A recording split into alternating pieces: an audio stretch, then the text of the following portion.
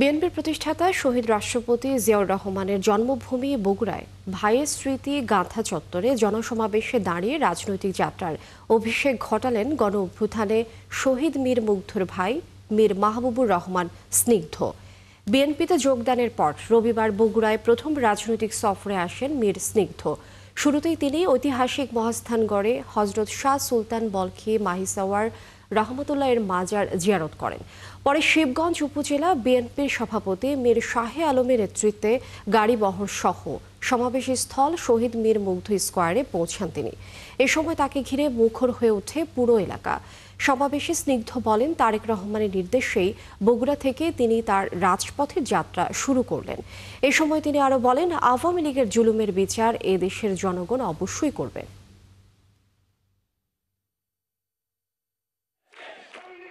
স্বৈরাচার হাসিনার আমল দেখার পরে আমাদের কাছে রাজনীতিটা একটা নোংরা জায়গা মনে হতো।